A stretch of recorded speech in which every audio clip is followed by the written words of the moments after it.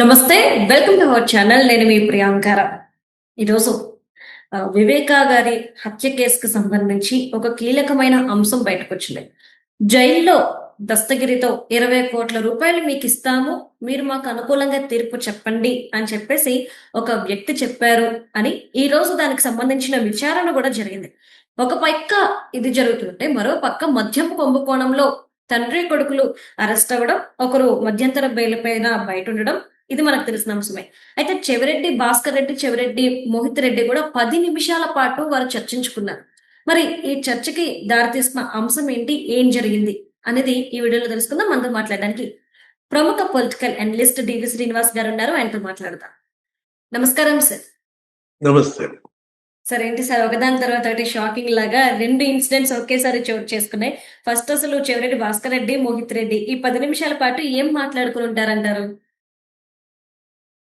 Chevireddy Bhaskar Reddy root canal శస్త్రచికిత్స నిమిత్తం jail నుంచి తీసుకొచ్చారు. ఏదో ఓకే. బెజవాడ తీసుకొచ్చారు.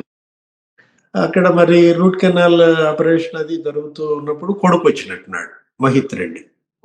తండ్రేమో జైలు నుంచి వచ్చాడు, కొడుకేమో ఇంటి దగ్గర నుంచి వచ్చాడు. ఇద్దరూ నిందితులే. మీరు అన్నట్టుగా జే బ్రాండ్స్ ఈ మద్యం ఉంది కదా, ఏంటి నకిలీ మద్యం జగన్ హయాంలో ఆ డిస్టిలరీల కబ్జాలు, లేకపోతే ఆ మద్యం సొమ్ముతో ఓట్లు కొనుగోళ్లు, దీనిపైన మరి చెవిరెడ్డి భాస్కర్ రెడ్డి అరెస్ట్ అయ్యి జైల్లో ఉన్నాడు. ఇతనేం బెయిల్ పై ఉన్నాడు. ఎవరు? మహిత్ రెడ్డి. ఇద్దరు నిందితులే. తండ్రి కొడుకులు ఇద్దరు నిందితులే. మహిత్ రెడ్డికి సుప్రీంకోర్టు ఏదో కొంత మధ్యంతర ఇది ఇచ్చింది, ముందస్తు బెయిల్ ఇచ్చింది. అది మరి రేపో మాపో అది కూడా రిజెక్ట్ అవ్వద్దో లేదో చూడాలి. ఏంటి మరి వాళ్ళిద్దరు ఏం మాట్లాడుకున్నారంటే, ఒకటి వాళ్ళిద్దరూ మాట్లాడుకోబోయే ముందు సెక్యూరిటీ అడ్డం పడ్డారు. పోలీసు తప్పండి, అది వద్దండి అని ఏదో అన్నట్టున్నారు. ఇతను వాళ్ళ మీద అరిచాడంట. ఎవరు? భాస్కర్ రెడ్డి. ఏంటి నాకు బెయిల్ వస్తుంది, మా అబ్బాయి ఏదో కాసేపు మాట్లాడతాడు, నాకు బెయిల్ వస్తుంది అయ్యానో ఏదో అన్నాడంట. అంటే చూసావా, ఆంధ్రప్రదేశ్ లో మరి జైల్లో ఉన్నటువంటి వైసీపీ నాయకులకి బెయిల్ రాబోతోందని ముందే తెలిసిపోతుంది. వాళ్ళకు క్లారిటీ ఉంది సార్. అంటే ఏంటి, బెయిల్ వస్తోందన్నంత ధీమాగా అతను అంటున్నాడంటే మాట్లాడుకున్నారా? మరి అదే కదా. ఏం మాట్లాడుకున్నారు అంటే ఏంటి న్యాయం, కోర్టులు. ఇప్పుడు బెయిల్ ఎక్కడ? బెయిల్ ఇచ్చేది కోర్టులో మనకు తెలిసి, బెయిల్ ఇచ్చేది జడ్జి గారు మనకు తెలిసి. కానీ డెంటల్ హాస్పిటల్లో బెయిల్ ఇస్తారా? రూట్ కెనాల్ చేసే డాక్టర్ బెయిల్ ఇస్తాడా? అతని మాటలు, అతను ఏంటి అంత ధీమాగా ఎలా చెప్తున్నాడంటే, ఏంటి అసలు అతను చెవిరెడ్డి భాస్కర్ రెడ్డికి బెయిల్ వస్తుంది అన్న ధీమా ఎక్కడి నుంచి వచ్చింది? అక్కడే మనకు కనపడుతుంది. మీరు అన్నారు మోహిత్ రెడ్డి, భాస్కర్ రెడ్డి ఏం మాట్లాడుకున్నారంటే డబ్బుల గురించి మాట్లాడుకుంటారు. జనరల్ గా తండ్రి కొడుకుల గురించి మాట్లాడుకుంటారు. జైల్లో ఉన్నాడు, పెడతాడు, ఏం జరిగింది ఏంటి, నువ్వు మాత్రం జాగ్రత్తగా ఉండు, అలా చోట దాచిపెట్టావు డబ్బులు, అవి బయటికి పోకుండా చూడండి. అంటే డెన్ల గురించి మాట్లాడుకున్నారా? అప్పట్లో ఇదే కదా. ఏది? హైదరాబాద్ లోనే ఒక 7 డెన్లు అన్నారు. అత్తాపూర్ లో ఒక డెన్, నార్సింగ్ లో ఒక డెన్ను, ఫిలిం నగర్ లో ఒక డెన్ను, మంచిరేవుల్లో ఒక డెన్ను, జూబ్లీ లో డెన్ను. ఏ డెన్ గురించి మాట్లాడాడంటే మనం ఏం చెబుతాం అంటే సార్, మనం ఇంతకు ముందు మాట్లాడుకున్నట్టు జైల్లో ఉన్న వ్యక్తులకి ఎలా తెలుస్తుంది ఇన్ఫర్మేషన్ అని చెప్పేసి అంటే, ఈ రోజు విచారణ జరుగుతుంది సార్ వివేకా గారి హత్య కేసుకి సంబంధించి. అందులో దస్తగిరి గారు ఒక కంప్లైంట్ రేస్ చేశారు. 20,00,00,000 ఇస్తాము, మాకు అనుకూలంగా తీర్పు చెప్పండి అని. ఈ డిస్కషన్ జరిగింది కూడా జైల్లో అని చెప్పేసి అంటున్నారు. ఈ విచారణ జరుగుతున్న నేపథ్యంలో అసలు జైల్ని ఎలా చూడాలి సార్? అంటే శిక్ష అనుభవించడానికి వెళ్తున్నారా, లేదంటే ఇలాంటి డీలింగ్స్ కుదుర్చుకోవడం కోసం వెళ్తున్నారా? అంటే ఇప్పుడు చైతన్య రెడ్డి అరెస్ట్ తప్పదా? డాక్టర్ చైతన్య రెడ్డి, దేవిరెడ్డి శివశంకర్ రెడ్డి కొడుకు. ఆ రోజు ఏది? ఆ రోజు అతను మరి కడప జైలుకి వెళ్ళి ప్రలోభ పెట్టాడని దస్తగిరి 20 కోట్లు ఇస్తాం. మరి రామ్ సింగ్ ఆయన ఉన్నాడు కదా, సిబిఐ ఎస్పీ రామ్ సింగ్, ఆ కేసుల విషయంలో నువ్వు అప్రూవర్ గా మారు, నిన్ను బెదిరించాడు రామ్ సింగ్ అని చెప్పు. ఏదేదో అతను మరి మాట్లాడుకున్న దాంట్లో లేదు చంపుతామని బెదిరించాడని. అవును. మాకు సహకరించకపోతే. హ్మ్. అంటే వైద్య శిబిరం పేరుతో ఇతను జైల్లోకి ప్రవేశించాడు. హ్మ్. ఆ జైలర్‌ను కూడా సస్పెండ్ చేసినట్టున్నారు. యాక్చువల్‌గా జైల్‌లో నువ్వు మెడికల్ క్యాంప్ పెట్టాలంటే దానికి ఏంటి ఆ ఊళ్ళో సీనియర్ మోస్ట్ హ్మ్. ఫిజిషియనో, సర్జనో వాళ్ళని పిలుస్తారు. హ్మ్. స్పెషలిస్ట్ నిపుణులని పిలుస్తారు. ఆయనేదో 30, 40 ఏళ్లుగా సేవలందించిన వాళ్ళనైతే పిలుస్తారు. ఈయన హాస్పిటల్ పెట్టి ఎన్నాళ్ళయింది? ఇతను జూనియర్ డాక్టరు. ఆ! అవును. ఒక ఏడాది, 2 ఏళ్ల క్రితం హాస్పిటల్ పెట్టినాడికి జైల్‌లో మెడికల్ క్యాంప్ పెట్టే అంత వెసులుబాటు కల్పించింది. ఆ! అప్పటి హ్మ్. జైలర్. అది అడ్డం పెట్టుకొని ఇతనెళ్లి బెదిరించాడంటూ ఇవాళ అసలు బీటెక్ రవి కూడా వాంగ్మూలం ఇచ్చాడు. అవును. ఏది ఈ కేసులో దస్తగిరిని విచారించాడు విక్రాంత్ పాటిల్. నెక్స్ట్ దస్తగిరి భార్యని విచారించారు. నెక్స్ట్ హ్మ్. ఈ బీటెక్ రవి ఈయనేంటి నేను కూడా అదే జైల్‌లో ఉన్నా. ఒక 15 రోజులు ఉన్నట్టున్నాడు. రిమాండ్ ఖైదీగా ఉన్నాను. కరెక్ట్‌గా ఆ బ్యారక్ ఎదురే నేను గూడా ఉన్నాను. హ్మ్. నా ముందే మరి చైతన్య రెడ్డి దస్తగిరి ఉన్నటువంటి ఆ బ్యారక్‌కెళ్ళాడు. ఆ జైలుకెళ్ళి ఆ సెల్‌లో మాట్లాడాడు. అంటూ ఎవరు చెప్తున్నారు?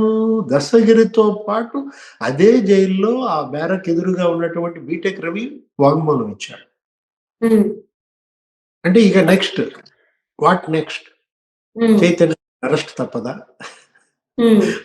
ఇప్పుడు బెదిరించటం, ప్రలోభ పెట్టటం, ఒక నిందితుడికి మరి నువ్వు ఆ విధంగా చంపుతానని బెదిరిస్తున్నావంటే, ఇప్పుడు హ్మ్. దాకా జైలుపై ఉన్నాడు. ఎవరు? అవును. తండ్రి. దేవిరెడ్డి శివశంకర్ రెడ్డి అతనేంటి ఇప్పుడు ఇవాళ మొత్తం అందరూ బెయిల్ మీద ఉన్నారు. వివేకానంద రెడ్డి హ్మ్. హత్య కేసులో మొన్నటిదాకా ఒకడన్నా లోపలున్నాడు. అవును. ఆ! ఇప్పుడు అవును. మొత్తం అందరూ కూడా గంగిరెడ్డికి కూడా బెయిల్ వచ్చేసింది. అందరూ బెయిల్‌పై అవును. ఉన్నారు.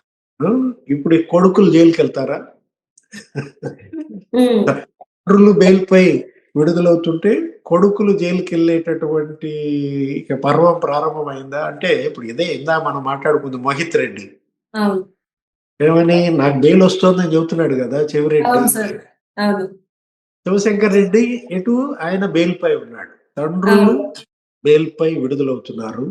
కొడుకులు లోపలికెళ్తారా? ఇప్పుడు మోహిత్ రెడ్డి ఎళ్తాడా? చైతన్య రెడ్డి ఎళ్తాడా? ఒకటి ఇక్కడ హ్మ్. శివశంకర్ రెడ్డి కుటుంబం భూ హ్మ్. కబ్జా. ఓకే. మీడియాలో కథనాలు దగ్గర హ్మ్. దగ్గర వాళ్ళ ఇంట్లో ఐదుగురో, ఆరుగురో ఉన్నారమ్మా. ఏది ఓకే. దేవిరెడ్డి శివశంకర్ రెడ్డి, చైతన్య రెడ్డి, హ్మ్. శివశంకర్ రెడ్డి భార్య, చైతన్య రెడ్డి భార్య, లేకపోతే ఆ ముసలమ్మలు. మొత్తానికి హ్మ్. ఒక ఆరుగురు పేరు మీద 6 ఐదులంట. ఎంత 30 ఎకరాలు కబ్జా. అమ్మో! అధికారికంగా రిజిస్ట్రేషన్‌లు గూడా అయిపోయాయి. హ్మ్. ఆ 30 ఎకరాల చుట్టూతా ఒక 100 ఎకరాలు.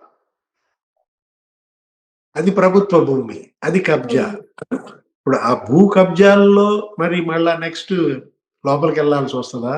లేదు హ్మ్. దస్తగిరి ఈ బెదిరింపులు, ఈ చంపుతాను, 20,00,00,000 ఈ కేసులో బయటికెళ్ళాల్సొస్తదా? పాపం హ్మ్. డాక్టర్ ఉన్నట్టున్నాడు. ఆ! అవును సార్. ఆ! ఇప్పుడు జైలుకెళ్ళే ఒక డాక్టర్‌గా చైతన్య రెడ్డి మరి హ్మ్. ఆ ఘనత పొందుతాడా? ఇప్పుడు ఈ కేసుల్లో? అదే. హత్య కేసుల్లో వివేకానంద రెడ్డి హత్య కిరాతకం.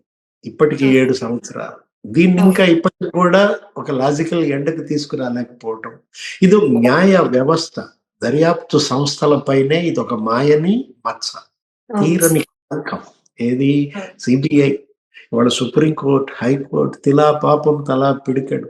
ఇవాళ హ్మ్. 40% ఈ కేసు పూర్తయింది. ఇంకా 60% జరగాలి.